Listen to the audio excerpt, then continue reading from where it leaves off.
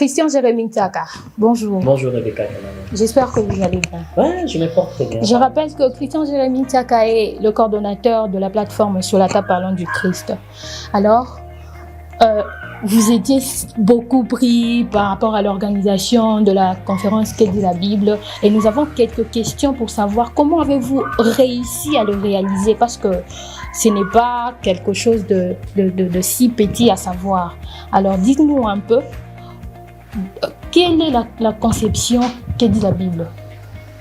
Le concept Qu'est dit la Bible signifie tout justement ce que la Bible dit.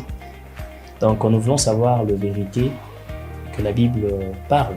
Voilà pourquoi vous avez constaté qu'il y avait des différentes questions que nous avons essayé de coller dans ces concepts Qu'est dit la Bible, parce que c'est bizarre. La Bible elle est tellement si vaste si vous dites que Qu'est dit la Bible? La Bible dit sur quoi? Sur quel sujet? Donc ces concepts est une juste question que le chrétien se pose par rapport aux différentes préoccupations, questions mentionnées dans les Écritures. Cette conception était seulement l'idée venue de votre tête ou soit c'est une vision venant de Dieu? Si vrai qu'elle est une vision venant de Dieu, parlez-nous un peu comment vous avez reçu la vision. Bon, je suis tellement sensible à écouter la voix de Dieu au travers mes pensées. J'étais dans mon lieu de service, il n'y avait pas l'électricité. Okay. Je voulais un peu me déplacer pour me rendre dans un cyber pour imprimer un document. J'ai entendu ce qu'est dit la Bible dans mes pensées. Okay. En rentrant, je n'ai pas pris ça seulement comme une simple pensée. Je l'ai noté dans un papier qui dit la Bible. Je partage avec un collègue. Je viens de recevoir une pensée qui dit la Bible. Excusez-moi, mais en allant dans l'urinoir, c'est alors que j'ai entendu clairement le Seigneur me dire que c'était une conférence internationale. Mais je ne savais pas comment et tout ça. Et c'est là est née la vision. Je commençais à travailler sur ça, parce que lorsque Dieu vous parle, Dieu ne va pas tout vous dire. Il peut vous dire que Christian, je vais juste que tu fasses une telle chose. Mais il ne va pas te dire qu'il faut que tu le fasses. Non. Là, c'est l'intelligence que tu dois développer pour réaliser la vision de Dieu. Donc, ce n'est pas ma propre pensée. Une idée qui vous est passée seulement comme Exactement. Ça sur la tête. Comment étiez-vous persuadé que c'était vraiment Dieu qui vous parlait de ça? Comment reconnaître la voix de Dieu dans la pensée est l'une des questions aussi que je évoquais dans mon livre qui sera publié au mois de septembre. Et lorsque Dieu te parle dans la pensée, il y a la différence entre la pensée humaine et la pensée de Dieu. La pensée de Dieu vient s'imposer au-delà de tes fins fonds pensées. C'est-à-dire quoi? Quelque chose qui vient spontané. C'est-à-dire tu ne pensais pas à ça et tu sens du coup, et une pensée te passe qui traverse l'esprit. Et des hommes sensibles, il faut maintenant développer la sensibilité spirituelle pour reconnaître que celle-ci n'est pas ma pensée, mais c'est la pensée de Dieu. C'est un peu ça. Donc je sais que c'était la pensée de Dieu parce que j'étais en plein service.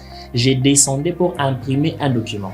Ma tête là était tellement concentrée donc c'est-à-dire la tête était concentrée sur le document à imprimer et du coup qu'est dit la Bible? Dites-moi quel est le rapport entre document imprimé et qu'est dit la Bible? Ça c'est moi-même qui télécharge ça ou comment? Je me demandais aussi. C'est Dieu qui parle et moi je vais comprendre que ça c'est la voix de Dieu. Je vais pas quand même le laisser. Ça va, je dois quand même me lancer et travailler pour la gloire du Seigneur. Qu'est dit la Bible n'est pas le fruit de la pensée de Christian Jérémy Ntaka, mais une vision venant de Dieu. Alors, qu'est dit la Bible 2023 avec exactement combien de sujets que vous avez abordés? Nous avons mentionné au moins, il y avait 5 sujets. Qu'est dit la Bible sur l'idolâtrie? C'est là même qu'était la case de départ. Qu'est dit la Bible sur l'efficacité de la prière? Qu'est dit la Bible sur l'évangélisation? Qui dit la Bible sur l'entrepreneuriat ainsi que qui dit la Bible sur l'enlèvement de l'Église. Pourquoi Dieu a martelé seulement sur ça? Alors, l'équilibre était que nous avons commencé parce que nous avons reçu une vision évangélique. Comme nous avons reçu une vision évangélique, notre mission cette année, le Seigneur était en train de nous parler sur les idolâtres. Et alors, lorsque nous prêchons aux idolâtres, qui dit la Bible sur l'idolâtrie, nous avons essayé de faire comprendre ce que la Bible dit au sujet de l'idolâtrie. et tu ne te posteras pas devant le statue et tout ça. Après l'idolâtrie, et lorsque nous prêchons les idolâtres, et il faudrait qu'on rentre dans la prière, de se ressourcer dans la présence de Dieu. Et après la présence de Dieu, il faudrait qu'on sorte encore pour aller évangéliser. Et après avoir évangélisé, nous devons être des hommes équilibrés, se lancer aussi dans les affaires, dans l'entrepreneuriat. Et en dehors de l'entrepreneuriat, la Bible en parle même, en dehors de l'entrepreneuriat, il faut savoir que au-delà de tout ce que nous pouvons faire, il y a un événement qui nous attend, appelé l'enlèvement de l'Église, qui sera bientôt. Peut-être c'est dans quelques minutes là. Exactement. Alors, quelle était la réalisation de cette conférence et quelles sont les personnes qui vous ont aidé ou accompagné pour la réalisation de cette conférence? La première personne, c'est Jésus-Christ lui-même, parce que lorsque Dieu donne une vision, et c'est même l'élément indispensable qui nous confirme vraiment que c'était Dieu, parce qu'il était là dans sa vision. Il a inspiré des idées et il donnait les stratégies, comment est-ce que vous devriez faire. La première personne, c'est d'abord Jésus-Christ qui était là présent et qui est là même en train de nous aider à réaliser même cette interview. Et à part Jésus-Christ, nous avons travaillé avec 4 ministères. C'était une conférence en collaboration avec 4 ministères. Il y avait la résurrection divine dirigée par l'homme de Dieu, Précieux Élie Mandila. Il y avait, je salue déjà, il y avait l'homme de Dieu, Ogi Ndoye de GEC, groupe évangélique pour Christ. Il y avait l'homme de Dieu, Enoch Toulengi de Jeunes Conscients pour Christ. Enfin, l'homme de Dieu, Silas Mbako de l'univers d'inspiration. Donc, tous ces ministères, nous avons travaillé avec ces intervenants. Mais en dehors, il y avait aussi une équipe d'intercession de GDPL en ligne de Tracy Mamenga qui nous ont soutenus avec la prière. C'est l'équipe de Tracy Mamenga. En dehors de Tracy Mamenga, il y avait aussi beaucoup de personnes. D'ailleurs, je profite déjà de cette occasion de dire mes sincères excuses à toutes les personnes que je ne vais pas citer, et ça sera tellement très difficile pour moi pour ne pas consommer le temps de citer par moi nom. Je suis persuadée qu'ils vont vous comprendre. Ah ouais. Mais est-ce que cette réalisation a été facile ou soit elle était difficile? Très pénible, je dirais. Vous savez, ce n'est pas facile lorsque vous êtes un peu dans beaucoup de choses et vous servez Dieu, mais vous travaillez. Vous savez, vous avez combiné le tout, le travail, l'œuvre de Dieu, les livres et tout. C'est très difficile. J'ai pitié de moi-même. Si vous avez suivi l'émission qui dit la Bible sur l'idolâtrie, vous allez remarquer même je n'avais même plus la santé. Je ne mangeais plus, je n'avais plus l'appétit, je ne dormais plus presque. Il fallait résoudre les problèmes. Vous êtes peut-être dans le lieu de service, il faut résoudre via le téléphone, il faut travailler jusqu'aux heures tardives, il faut appeler ceci, cela, il faut dépenser, donc il y a une idée qui peut sortir. Bon, nous devons faire telle chose. Ok, il faut combien? Oh, autant de dollars et autant de... Donc vous devez sortir, donc même dans votre budget, c'était compliqué. C'était vraiment pénible pour réaliser cette conférence, c'était pas facile. Mais en regardant, c'était si facile à réaliser. Oh ouais, c'est ça ce que Mais qu'est-ce qui a fait votre Rebecca force? Canaan avait vu. Notre force, nous l'avons puisée en Jésus-Christ parce que la Bible dit « Je puis tout par celui qui me fortifie » et aussi dans Zacharie 4:6, la Bible est en train de dire que ce n'est ni par la puissance ni par la force, mais c'est par mon esprit. Donc, nous avons puisé notre force en Jésus. À part Jésus, nous aussi, nous sommes de jeunes. Tu peux entrer. Voilà. Nous avons puisé notre force en Jésus-Christ. En dehors, nous aussi, nous sommes de jeunes, pétris des potentiels, nous sommes braves, courageux. Et nous pouvons travailler même dans les heures tardives. Et lorsqu'on faut appeler X, il est disponible.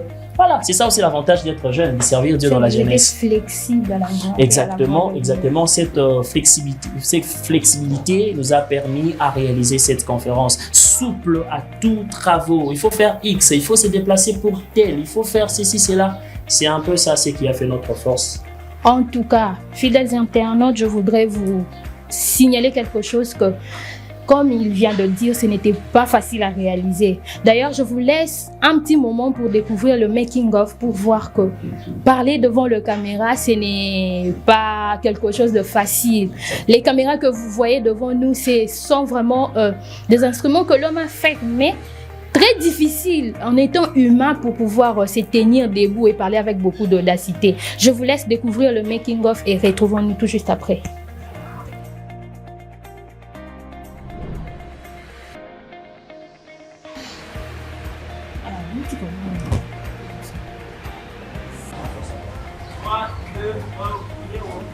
Bonjour, chat,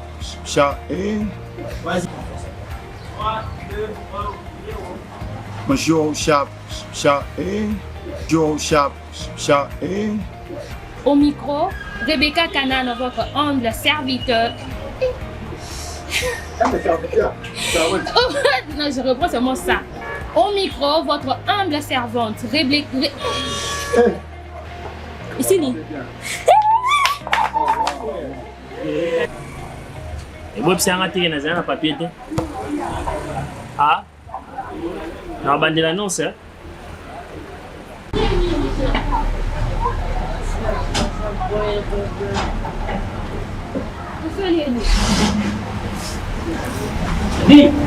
Ah, je vais vous chasser. Car si le monde peut nous séparer, l'éternité nous séparerait. Tu appartiens à Christ. Et c'était la deuxième rubrique. Retrouvons-nous. C'était la deuxième rubrique de notre. C'était la deuxième rubrique de questions-réponses. Retrouvez-nous à la prochaine émission. Merci.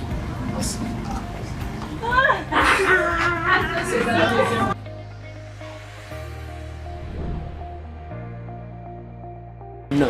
Amen. Ciao, ciao. On se retrouve la semaine prochaine.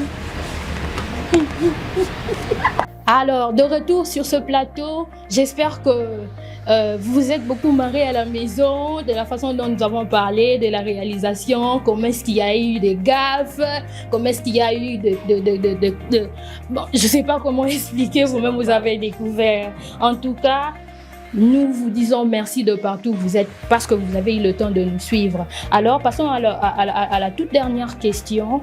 Christian Jérémy, que direz-vous à ces jeunes qui ont de vision, mais qui ne savent pas comment les réaliser?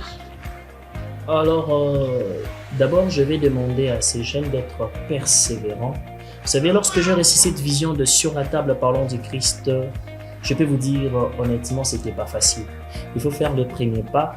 Par cette occasion, je dirais d'abord un grand merci à Papa Cédric Koussou qui nous avait laissé d'abord l'espace. Et puis, je peux vous dire honnêtement, nous avons commencé cette émission dans son téléphone. Je suis reconnaissant et je dis un grand merci. Lorsque nous avons commencé, c'était pas facile. Imaginez-vous, Dieu vous appelle à prêcher dans le média, mais vous commencez avec un téléphone. Et vous imaginez, il y a des moments où il faut passer l'émission. Papa Cédric est au travail, vous êtes obligé de l'attendre. Il arrive, vous commencez l'émission et vous montez via le téléphone et vous publiez. Nous avons fait de nuits blanches. C'était juste la persévérance. Mais aujourd'hui, nous ne tournons plus avec le téléphone. Par la grâce de Dieu, le Seigneur pourvoit dans sa manière. J'aimerais encourager tous ces jeunes qui ont réussi de vocation. La vision est toujours accompagnée de la provision. Lorsque Dieu t'envoie, ce qu'il faut faire, c'est juste obéir. Lorsque vous faites le premier pas, c'est alors qu'il viendra pour vous soutenir. Je m'en souviens, je m'étais réveillé un bon matin, j'ai dit à Dieu, comme tu m'as appelé à prêcher dans le média, comme je n'ai pas le matériel suffisant, j'arrête. Je ne veux plus tourner des émissions. Et vous voyez, Dieu a fait, donc Yemoko a s'arrangé, je ne sais même pas, et toutes les choses sont venues, et l'assistance de plusieurs personnes, et nous avons repris officiellement nos émissions. Je vais encourager ces jeunes encore une fois de plus à chercher Dieu. Vous savez, pour réaliser une œuvre, lorsque Dieu t'appelle, il faut le chercher. C'est pas facile. Il faut chercher Dieu dans le secret. Il faut chercher Dieu. Lorsque j'ai dit, j'insiste, chercher Dieu. Rebecca Kanana, il faut chercher Dieu. Chercher Dieu. Je le répétais plusieurs fois. Chercher Dieu. Il faut chercher Dieu. Pourquoi je le répète si? Tu me poses pas la question pourquoi je le répète. Parce que il faut chercher Dieu. C'est ça la réponse. Vous savez, lorsque Dieu t'appelle, il faut vraiment que tu comprennes la grandeur de la vision exige des énormes sacrifices. C'est comme une femme, la vision est comme une femme enceinte. Alors, il faudrait 9 mois. Après 9 mois, il faut l'enfantement. Pour enfanter une vision, ce n'est pas facile. Voilà pourquoi il faut de prières d'agonie. Il faut de moments intenses, de sacrifices énormes. Vous devriez vous sacrifier vous-même. Et si vous cherchez Dieu, jeunes gens, c'est alors que le Seigneur va vous assister. Et vous manifestez aussi la volonté. Vous êtes brave, déterminé, vous travaillez et tout ça. Même en parlant de ça, j'ai eu des collaborateurs qui m'ont fait très mal à la tête. Mais au moins, parce que je suis brave, je continue jusqu'à aujourd'hui. Donc, ne pas tenir compte de celui-ci n'a pas fait de telles choses, celui-là n'a pas fait, mais continuez à persévérer et vous allez être rassuré d'une chose, que lorsque Dieu t'appelle et t'accompagne jusqu'à la fin de ta destinée. En tout cas, moi personnellement, je remercie aussi Papa Cédric Pousso qui nous suit depuis sa maison et sa femme maman Rachel. En tout cas, nous vous disons un grand merci. C'était seulement pour signaler que nous sommes déjà à la partie de remerciements. Christian Jérémie Tsiaka n'a pas de personne à remercier qui lui a accompagné pendant ce moment qui était pénible d'une manière ou d'une autre. Est-ce qu'ils ne sont pas là, votre famille, les amis, les connaissances? Nous vous laissons le temps de les remercier. Ouais, un grand merci à toutes ces personnes qui nous ont soutenus. D'abord à Dieu, d'abord à Dieu. Il faut toujours commencer par le Seigneur. Le Maître suprême. Le Maître suprême. Il faut toujours commencer par Dieu. Un grand merci à Dieu. Il nous a aidés à réaliser cette vision qui était très pénible. Et aussi un grand merci à tous les hommes de Dieu qui avaient accepté l'invitation. Et à part les hommes de Dieu, je dirais aussi un grand merci à tous mes collaborateurs. J'ai dit un grand merci malgré le mot de tête, je les aime beaucoup. Il y a de présentatrices. Je vois Rebecca Kanana aussi qui est là. Tu étais la présentatrice. Exactement. Je vois, il y avait aussi une nouvelle présentatrice, Paulina. Ouais. Il y a aussi Divine Luquier. Je dis un grand merci à GDPL en ligne, que je cite encore, l'homme de Dieu Tracy Mamenga et toute son équipe. Et aussi, je dis un grand merci à Tri Design qui nous avait essayé de nous soutenir avec le matériel aussi. Il y avait aussi Melo Picture.